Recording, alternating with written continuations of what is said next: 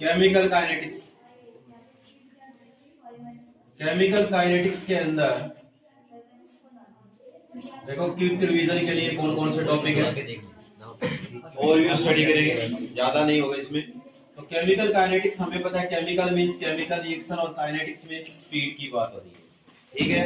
तो chemical kinetics में क्या है, जो भी क्या केमिकल रिएक्शन दी है उन केमिकल रिएक्शन की जो रेट या स्पीड की जो स्टडी हम करेंगे, साथ में उनकी स्टडी करेंगे कि कौन से फैक्टर है जिसके ऊपर कोई भी जो केमिकल रिएक्शन है उसकी रेट डिपेंड करती है, ठीक है। तो यहाँ इसने सबसे पहले अपने को बताया कि रेट या स्पीड के बेस पे हम क्या है 3 टाइप्स की केमिकल रिएक्शन पढ़ेंगे। कितनी टाइप्स की? 3 टाइप्स की। एक तो होती है क्या, वेरी फास्ट रिएक्शन। कौन सी होगी? Very fast. दूसरी क्या है, मॉडरेट स्पीड की होगी, ठीक है। और तीसरी जो अपने को दी है वो क्या है, वेरी स्लो रिएक्शन, ठीक है। तो यहाँ पे इसने अपने को 3 टाइप्स की केमिकल रिएक्शनें दी है। वेरी फास्ट रिएक्शंस वो होगी जो क्या है किसी भी इंस्टेंट ऑफ टाइम्स में हो जाती है, मतलब सेकंड के कुछ हिस्से के अंदर ही कंप्लीट हो जाती है, तो उनको बोलेंगे वेरी फास्ट रिएक्शन। जैसे एसिड बेस की रिएक्शन है, स्ट्रॉन्ग एसिड स्ट्रॉन्ग बेस की रिएक्शन, ठीक है, समझ में आई बात, ठीक है। तो ये क्या है, वेरी फास्ट रिएक्शन का एग्जांपल है। इसी तरह आपको क्या दिए, बेरियम क्लोराइड और सल्फ्यूरिक एसिड की रिएक्शन दी है, ये भी क्या है, वेरी फास्ट रिएक्शन है, जहाँ पे बेरियम सल्फेट के पीपीटी मिलते हैं और साथ में HCl मिलेगा। इसी तरह सिल्वर नाइट्रेट और जो सोडियम क्लोराइड की रिएक्शन है, जिसमें क्या मिलता है, सिल्वर क्लोराइड हमें एज ए पीपीटी मिलता है। तो ये क्या है, जैसे ही आप दोनों सॉल्यूशन को मिक्स करोगे, मिक्स करते ही इमीडिएटली रिएक्ट कर जाएंगे, ठीक है।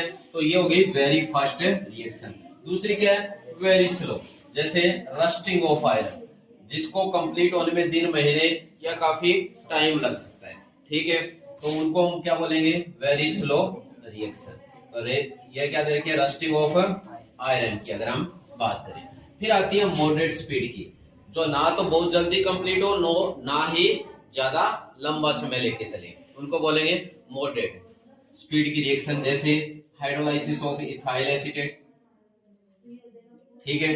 तो इसका एसिड हाइड्रोलाइसिस पढ़ते हैं हम, जहां से क्या मिलेगा, इथेनोइक एसिड मिलेगा और साथ में इथेनॉल मिलता है। तो ये क्या है, मॉडरेट स्पीड की है। इसी तरह सुक्रोज का हाइड्रोलाइसिस आपने पढ़ा है, ठीक है। तो ये भी क्या है, जो मॉडरेट स्पीड की रिएक्शन है, जहां पे ग्लूकोज और फ्रक्टोज ये दोनों प्रोड्यूस होते हैं। समझ में आ गया? तो इस तरह काफी ज्यादा टाइप्स के एग्जांपल दिए हैं, हम ओनली ब्रीफ स्टडी कर रहे हैं। फिर रीजन देखा गया इसमें कि रीजन क्या है, कि कुछ रिएक्शन क्या है वेरी फास्ट है और कुछ क्या है वेरी स्लो अपने को दी है।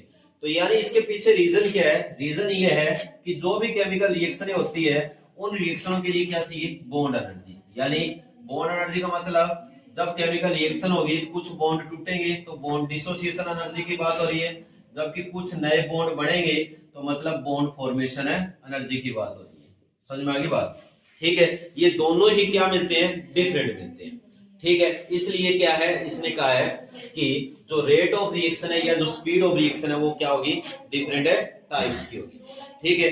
तो हमें यहाँ पे जो स्टडी करना है कि कोई भी जो केमिकल रिएक्शन है, हमें कैसे पता चलेगा कि वो स्लो हो रही है या फास्ट हो रही है, कैसे पता चलेगा उसकी स्पीड का, उसकी रेट से पता चलता है। तो अगर हम देखें तो रेट ऑफ रिएक्शन क्या होगी, हम जानते हैं कि कोई भी जो रिएक्शन होती है, जैसे आपको यहाँ रिएक्टेंट दिए और रिएक्टेंट से क्या बन रहे हैं, प्रोडक्ट बन रहे हैं, ठीक है।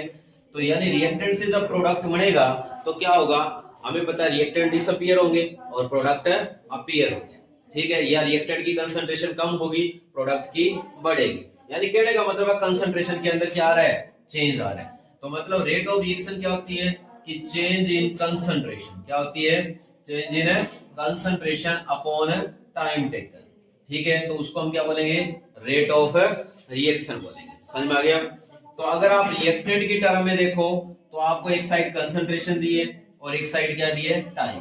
अगर रिएक्टेंट की बात करें तो टाइम के साथ कंसंट्रेशन कम होगी, और अगर हमें प्रोडक्ट की बात दे रखी है, ठीक है, तो प्रोडक्ट के केस में अगर हम देखेंगे तो प्रोडक्ट की कंसंट्रेशन क्या होगी, टाइम के साथ बढ़ेगी। तो यानी हम इनकी डेफिनेशन इस तरह भी कर सकते हैं कि decrease in concentration of reactant, decrease in concentration of reactant, ठीक है, और अपॉन टाइम टेकन, जितने टाइम के अंदर रिएक्टेंट की कंसंट्रेशन डिक्रीज हो रही है, या हम कह सकते हैं increase in concentration of product. किसकी कंसंट्रेशन बढ़ रही है? प्रोडक्ट की बढ़ रही है। किसके रिस्पेक्ट में? टाइम के रिस्पेक्ट में। तो यानी उन दोनों के रिस्पेक्ट में आप क्या निकाल सकते हो? रेट निकाल सकते हो, ठीक है, अगर आपको रिएक्टेंट दे रखा है और अगर आपको प्रोडक्ट दे रखा है, ठीक है। इसके बाद अगर आप देखोगे तो हमें पता है यहाँ से रेट ऑफ रिएक्शन जो है वो क्या मिल रही है? स्लोप ऑफ दी टेंजेंट के इक्वल होगी। किसके इक्वल होगी? स्लोप ऑफ टेंजेंट, क्योंकि स्लोप ऑफ टेंजेंट अपने को क्या देता है? क्या मिलेगा? Perpendicular by base. मतलब परपेंडिकुलर पे क्या है? कंसंट्रेशन है, और कंसंट्रेशन अपॉन टाइम, तो ये किसके इक्वल होगी? Slope of tangent. अगर आप रिएक्टेंट और प्रोडक्ट को लेके चलोगे तो रिएक्टेंट और प्रोडक्ट दोनों के लिए हमें स्लोप ऑफ टेंजेंट डिफरेंट देखने को मिलेगी। रिएक्टेंट के केस में माइनस में मिलेगी, और जो प्रोडक्ट है उसके केस में प्लस के अंदर देखने को मिलेगी, ठीक है। तो इसमें देखो आगे क्या दिए,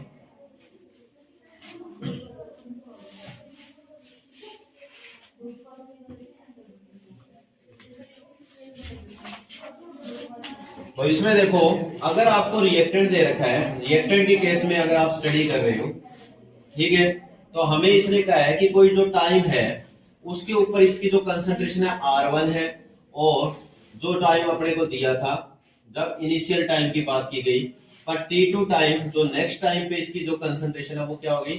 R2 होगी। तो मतलब अगर आप यहाँ पे चलो T1 टाइम ये ले लो, ठीक है, तो ये आपको दो डिफरेंट टाइम के ऊपर कंसंट्रेशन दी गई, ठीक है, समझ में आ गई। तो हमें पता है कि जब T1 टाइम था तब कंसंट्रेशन R1 थी, और T2 टाइम था जब कंसंट्रेशन क्या थी? R2 थी, ठीक है। तो कंसंट्रेशन में क्या हो रहा है? चेंज आ रहा है। क्या आ रहा है? चेंज आ रहा है। तो रेट हमें पता है चेंज इन कंसंट्रेशन, ठीक है, कंसंट्रेशन में क्या आएगा? चेंज आएगा, ठीक है। तो हमें पता है चेंज कंसंट्रेशन कैसे पता चलेगा? हमें फाइनल माइनस है इनिशियल लेना पड़ेगा। तो फाइनल क्या है? R2, इनिशियल क्या है? R1, फाइनल क्या दिया है? T2 टाइम, माइनस में T1, ठीक है। अगर हम देखेंगे तो रिएक्टेंट की कंसंट्रेशन जो फाइनल होगी वो क्या होगी? इनिशियल की कंपैरिजन में क्या हो जाएगी? कम हो जाएगी। तो यानी यहाँ पे आपको जो डेल्टा R मिलेगा और डेल्टा T मिलेगा, तो यहाँ पे क्या आएगा? माइनस, मतलब टाइम के साथ क्या हो रही है? कंसंट्रेशन है डिक्रीज हो रही है। और ये भी नेगेटिव आपको क्या मिलेगी? Slope of tangent. समझ में आ गया? कोई डाउट किसी को? ठीक है। फिर अगर आपको यही आपको किस में दे रखी है? प्रोडक्ट के टर्म में दे रखी है। कंसंट्रेशन दे रखी है एक साइड, और एक साइड आपको टाइम दी है। तो हमें पता है कि प्रोडक्ट की कंसंट्रेशन बढ़ेगी टाइम के साथ, ठीक है। T1 टाइम पे आपने नोट किया तो प्रोडक्ट की कंसंट्रेशन क्या थी? P1 थी। और T2 टाइम के ऊपर अगर आप देखोगे तो जो कंसंट्रेशन है वो कितनी होगी? P2 होगी। समझ में आ गया? तो यहाँ पे क्या है? कंसंट्रेशन चेंज हो रही है। तो कंसंट्रेशन चेंज कब हुई? कि T1 टाइम के ऊपर P1 थी और T2 टाइम के ऊपर P2 थी। तो रेट हमें पता है change in concentration, final minus है इनिशियल, तो P2 ग्रेटर देन होगी किससे? P1 से। समझ में आ गया? तो ये आ जाएगा T2 माइनस है T1, तो ये किस में आएगी? प्लस में आएगी। तो रेट ऑफ रिएक्शन क्या आएगी? Positive of the slope of the tangent आएगी। समझ में आ गया? तो ये आपके पास ये इसका टोटल क्या आ जाएगा? एक्सप्लेनेशन आ जाएगी। समझ में आ गया? तो यहाँ पे इसने बताया कि जो रेट ऑफ रिएक्शन होती है वो कभी भी आप एक्यूरेट नहीं निकालते, हम क्या निकालते हैं? एवरेज रेट ऑफ रिएक्शन निकालते हैं। क्या निकालते हैं? हमेशा एवरेज, क्योंकि कभी भी एक टाइम पे के ऊपर अगर आप देखोगे तो जो कंसंट्रेशन है रिएक्टेंट की कांस्टेंट नहीं रहती। टाइम के साथ क्या है? कंसंट्रेशन में क्या आता है? चेंज आता है। हर टाइम के साथ कंसंट्रेशन क्या होती जाएगी? चेंज होती जाएगी। मतलब कंसंट्रेशन कांस्टेंट नहीं है, तो रेट ऑफ रिएक्शन भी कांस्टेंट है नहीं है। जैसे जैसे कंसंट्रेशन कम होगी रेट ऑफ रिएक्शन भी कम होती जाएगी। इसलिए हम क्या है यहाँ पे टोटल जो रेट ऑफ रिएक्शन निकालेंगे वो हम क्या निकालेंगे? हमेशा एवरेज रेट ऑफ रिएक्शन निकालेंगे। तो एवरेज रेट ऑफ रिएक्शन क्या होती है? कि change in concentration in average time taken, ठीक है। जो भी आपको कंसंट्रेशन के अंदर चेंज मिल रहा है किसी भी एवरेज टाइम के अंदर, उसको हम क्या बोलेंगे? एवरेज रेट ऑफ रिएक्शन बोलेंगे। इसी तरह आपको क्या दिया होता है, इंस्टेनियस रेट ऑफ रिएक्शन, मतलब कोई जो आपको टाइम दिया है, ठीक है, उसकी बात की गई है कि किसी भी इंस्टेंट ऑफ टाइम के अंदर अगर क्या हो जाए, कंसंट्रेशन के अंदर क्या आ जाए, चेंज आ जाए, ठीक है, तो उसको हम क्या बोलेंगे, इंस्टेनियस रेट ऑफ रिएक्शन बोलेंगे। समझ में आ गया? कोई डाउट किसी को? ठीक है, उसके बाद देखो जो अपने को दे रखा है अगर आपको रेट ऑफ रिएक्शन, ये तो कंसंट्रेशन की टर्म में दे रखी है, अगर रेट ऑफ रिएक्शन किसकी टर्म में निकालनी है, गैस के केस में निकालनी है, तो वहां पे क्या होता है भाई, प्रेशर होता है, ठीक है। तो प्रेशर के लिए आपने आइडियल गैस इक्वेशन पढ़ी है ना, और गैसेस के लिए अगर हम बात करें तो हम जानते हैं PV इक्वल टू nRT होता है, ठीक है, और हम ये भी जानते हैं कि N बाई V, ठीक है, N बाई V किसके इक्वल हो जाएगा, P बाई RT के इक्वल हो जाएगा। N बाई V किसके इक्वल है, कंसंट्रेशन, ठीक है, और R और T क्या दे रखे हैं अपने को, कांस्टेंट दे रखे हैं। समझ में आ गया? ये दोनों क्या है, कांस्टेंट है, तो मतलब कंसंट्रेशन और प्रेशर एक दूसरे के डायरेक्टली प्रोपोर्शनल है। तो कहने का मतलब जो रेट होगी वो किसके ऊपर डिपेंड करेगी भाई, प्रेशर में जो चेंज आ रहा है किसके रिस्पेक्ट में, विद रिस्पेक्ट टू टाइम, तो उसको हम क्या बोलेंगे, उसकी रेट बोलेंगे। समझ में आ गया? ठीक है, अब आपको क्या दे रखी है, रेट ऑफ रिएक्शन, क्या दे रखी है, rate of reaction in term of reactant and product. अगर आपसे रिएक्टेंट और प्रोडक्ट की टर्म में रेट ऑफ रिएक्शन पूछे तो आप कैसे निकालोगे? जैसे आपको कोई भी इक्वेशन दी है, ए और ये क्या है, डी है, ये आपस में रिएक्शन करके क्या बना रहे हैं, X X plus Y Y की फॉर्मेशन कर रहे हैं। समझ में आ गया? तो अगर आपको रिएक्टेंट और प्रोडक्ट की टर्म में रेट ऑफ रिएक्शन निकालनी है तो आप कैसे निकालोगे? तो ये आगे जो लिखे होते हैं इनको बोलते हैं स्टोइकियोमेट्री कोएफिशिएंट। तो यहाँ इसने कहा है कि जब भी आप रेट निकालोगे तो आपको रिएक्टेंट की कंसंट्रेशन को डिक्रीज होते दिखाना है, ठीक है, स्टोइकियोमेट्री कोएफिशिएंट हमेशा इनवर्स में हो जाएंगे, और ये क्या है, यहाँ पे कंसंट्रेशन में डिक्रीज दिखाएगा, dA बाई dt टाइम के रिस्पेक्ट में, ठीक है। इसी तरह दूसरे की अगर हम बात करें तो सेम यही यहाँ पे अप्लाई हो जाएगा, dB बाई dt, ठीक है। और अगर हम प्रोडक्ट की बात करें तो ये क्या हो जाएगा, प्लस में आएगा, क्योंकि प्रोडक्ट की फॉर्मेशन हो रही है टाइम के साथ, तो ये आ जाएगा dx बाई dt, ठीक है। और इसी तरह y dy बाई dt, तो ये आपको क्या दे रखी है, रिएक्टेंट और प्रोडक्ट की टर्म में रेट ऑफ रिएक्शन दे रखी है। अगर आपसे पूछे रेट ऑफ रिएक्शन तो ये रहेगी, और अगर आपसे कहे रेट ऑफ अपीयरेंस और रेट ऑफ डिसअपीयरेंस पूछा जाता है क्वेश्चन, समझ में आ गया? रेट ऑफ अपीयरेंस किसकी निकालनी है? अगर आपको कह दे कि रेट ऑफ अपीयरेंस ए की निकालनी है तो ओनली ए को लेके चलोगे, ठीक है, अपीयरेंस नहीं होगी, रेट ऑफ डिसअपीयरेंस होगी ए की, तो क्योंकि रिएक्टेंट है, जैसे रिएक्शन होगी वो खत्म होगा। रेट ऑफ अपीयरेंस किसकी हो सकती है, एक्स की, कैसे आएगा, dx बाई dt। और अगर रेट ऑफ आपसे अपीयरेंस पूछे y की, तो y की रेट ऑफ अपीयरेंस क्या होगी, dy बाई dt। इनको भूल जाना है स्टोइकियोमेट्रिक कोएफिशिएंट को, अगर इनको लगा दिया तो रेट ऑफ रिएक्शन आ जाएगी। समझ में आ गई? फिर आगे इसने कहा है, इसी तरह अगर आपको क्या दिया, रेट ऑफ डिसअपीयरेंस दे रखी है, क्या दे रखी है, रेट ऑफ डिसअपीयरेंस किसकी, ए की दी है, तो माइनस हो जाएगी dA अपॉन dt, ये आ जाएगा। अगर b की बात की गई तो क्या आ जाएगी, rate of disappearance minus dB by dt। कोई डाउट? ठीक है, तो इस इक्वेशन को आप अप्लाई कर सकते हो। जैसे आपको रिएक्शन दिया, नाइट्रोजन और 3 हाइड्रोजन है, आपस में रिएक्शन करके 2NH3 बना रहे हैं। समझ में आ गया? कोई डाउट? अगर आपको कह दे कि यहाँ पे आपको क्या दे रखी है, रेट ऑफ रिएक्शन निकालनी है, क्या निकालनी है, रेट ऑफ रिएक्शन निकालनी है, ठीक है, और आपको कह दे कि यहाँ पे क्या है, रेट ऑफ अपीयरेंस दे रखी है, किसकी, rate of appearance of ammonia, ये आपको दे रखी है। जैसे इसने कह दिया 2 × 10⁻⁻², जो अपने को क्या है, अगर प्रेशर दिया है तो एटमॉस्फेरिक पर सेकेंड आ जाएगा, ठीक है, यूनिट रहेगी, यूनिट अभी आपको बताऊंगा, एटमॉस्फेरिक पर सेकेंड आ जाएगा, ठीक है। ये आपको रेट दे रखी है। तो अब आप जानते हो अभी जो आपने सीखा है कि पहले आप इनकी टर्म में रेट ऑफ रिएक्शन निकालोगे। हमें पता है रेट ऑफ रिएक्शन क्या होगी, जो आपको रिएक्टेंट और प्रोडक्ट दिए हैं। तो यहाँ पे नाइट्रोजन ही अकेला, तो N2/dt क्या आ जाएगा आगे, माइनस आ जाएगा। यहाँ पे हाइड्रोजन है -1/3 क्या आ जाएगा, DH2/dt आ गया। अगर यहाँ देखें अमोनिया है प्लस में 1/2 क्या आ जाएगा, DNS3/dt।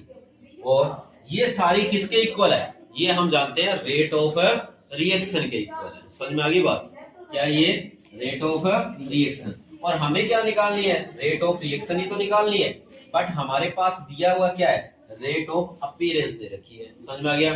तो हमें पता है कि रेट ऑफ रिएक्शन हम किसकी टर्म में निकालेंगे, फिर अमोनिया की टर्म में। समझ में आ गया। जब हमें रेट ऑफ रिएक्शन निकालनी है तो हम किसको उठाते हैं, यहाँ पे जो आपको अमोनिया दिया 1/2 DNS3/dt, ये आपको दिया हुआ है। कोई डाउट किसी को। तो हम जानते हैं कि रेट ऑफ जो अपीयरेंस है अमोनिया की, यानी DNS3/dt आपको दिया हुआ है, जिसकी वैल्यू कितनी है, 2 × 10⁻²। अब इसकी वैल्यू पुट कर दो 1/2, इसकी वैल्यू है 2 × 10⁻²। समझ में आ गया। ठीक है, तो 2 से 2 कैंसल, तो अब हमारे पास क्या आ गया, 10⁻², एटमॉस्फेरिक पर सेकेंड। समझ में आया। कोई डाउट है किसी को।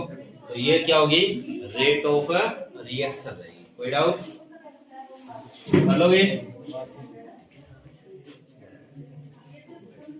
तो ये हो गया रेट ऑफ रिएक्शन निकालना। यूनिट आपको पता है कंसंट्रेशन अपॉन टाइम, क्या होगी, एमसीक्यू आते हैं। ठीक है, ये ध्यान रखना आपने, यूनिट से रिलेटेड एमसीक्यू आ सकते हैं ना। तो यूनिट क्या दी हुई है अपने को, हमें पता है जब रेट क्या दी है, change in concentration upon time. तो कंसंट्रेशन की यूनिट क्या होती है, मोल पर लीटर, और टाइम की क्या होती है, पर सेकंड, यानी सेकंड होती है। ठीक है, तो ऊपर जाके क्या हो जाएगी, पर सेकंड हो जाएगी। तो मोल पर लीटर पर सेकंड क्या बन जाएगी, इसकी यूनिट बन जाएगी। समझ में आ गया। और अगर आपको क्या दे रखा है, प्रेशर दे रखा है अपॉन टाइम दे रखा है। ठीक है, तो प्रेशर की यूनिट क्या होती है, एटमॉस्फेरिक, और टाइम की क्या होती है, पर सेकंड। तो यानी जो भी है आपको कंसंट्रेशन या प्रेशर दोनों की टर्म में इसको कैलकुलेट कर लो। समझ में आ गया। उसके बाद क्या है, नेक्स्ट आपको दिए क्या, फैक्टर्स। क्या दिए, factors affecting rate of reaction. Rate of reaction जो है उसके ऊपर क्या है, फैक्टर कौन से हैं जो अपना असर डालते हैं। ठीक है, समझ में आई। तो नंबर फर्स्ट है नेचर ऑफ रिएक्टेंट। रिएक्टेंट की नेचर पे डिपेंड करेगा कि कोई रिएक्शन फास्ट होगी कि स्लो होगी।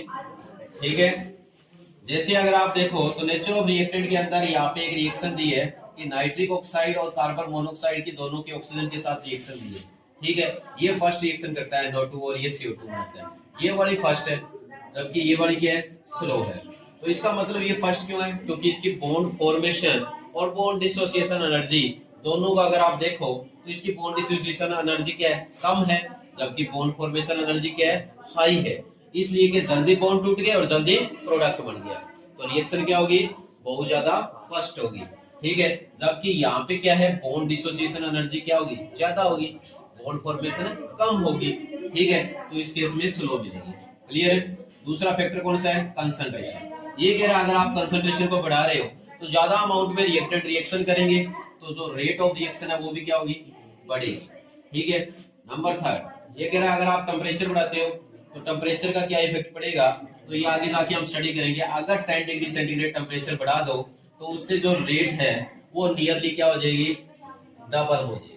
ठीक है, रेट नियरली क्या हो जाएगी, डबल। मतलब जितना ज्यादा टेम्परेचर बढ़ाओगे मॉलिक्यूल्स की उतनी ज्यादा एनर्जी बढ़ेगी, उतनी ज्यादा स्पीडली वो रिएक्शन करेंगे, तो रेट ऑफ रिएक्शन भी क्या हो जाएगी, फास्ट हो जाएगी।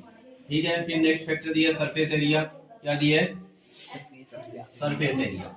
ये कह रहा है कि जितना ज्यादा सरफेस एरिया होगा उतना ही ज्यादा मॉलिक्यूल एक दूसरे के कांटेक्ट में आएंगे और उतनी ज्यादा क्या होगी, रेट ऑफ रिएक्शन बढ़ेगी।